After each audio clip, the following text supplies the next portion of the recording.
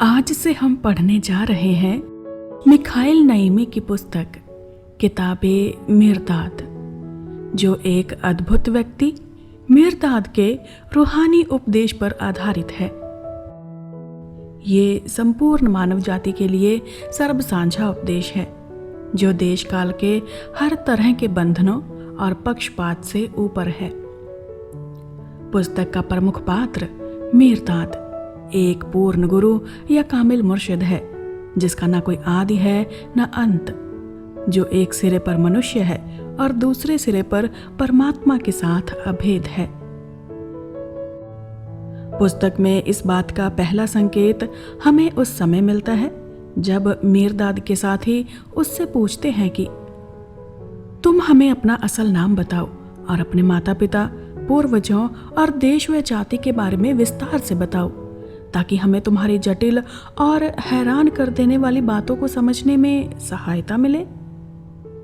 जिसका उत्तर मिर्दाद इस प्रकार देता है। जो व्यक्ति अपनी तंग मैं का खोल उतार कर सर्वव्यापी मैं के साथ एक सुर हो चुका है, तुम उसे क्या नाम दे सकते हो और किन माता पिता का पुत्र कह सकते हो? जिस व्यक्ति ने अपने अनादि पूर्वज उस परमात्मा के साथ अपना नाता जोड़ लिया है, तुम उसे किन पूर्वजों और किस कुल की संतान कह सकते हो? मिर्दाद के उपदेश और स्वभाव से पता चलता है कि वो शक्ति, दिव्य ज्ञान, धैर्य, उपकार, नम्रता और सबसे ऊपर प्रेम और दया की साक्षात मूर्त है।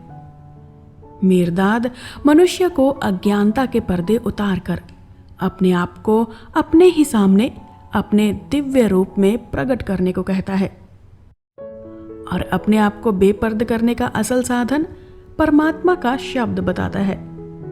यह शब्द सूक्ष्म से सूक्ष्म पर बलवान से भी बलवान है। शब्द जीवन है। ये अखंड और अद्वैत है, अनंत और सर्वव्यापक है। इसमें पूर्ण ज्ञान और पूर्ण सहज है। शब्द मनुष्य के अपने अंदर है, और ऐसा कोई कारण नहीं कि मनुष्य शब्द के साथ जुड़कर परमात्मा की ही तरह चेतना, ज्ञान और सहजता का स्वामी न बन सके। किताब के अंतिम अध्याय में नौका दिवस के वार्षिक उत्सव पर नौका में एकत्र हुए विशाल जनसमूह को संबोधित करते हुए मिर्दाद स्पष्ट शब्दों में कहता है, मनुष्य की मंजिल परमात्मा है।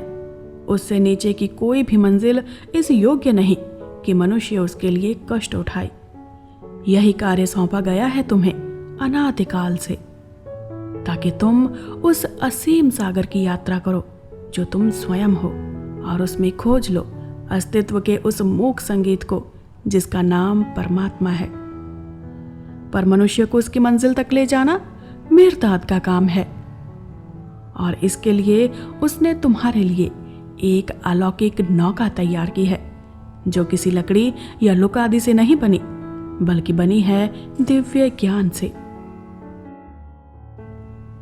जो धरती के साथ अपना नाता तोड़ना चाहते हैं, जो एकत्व प्राप्त करना चाहते हैं, जो आत्म विजय के लिए तड़प रहे हैं, वे आएं और नौका पर सवार हो जाएं।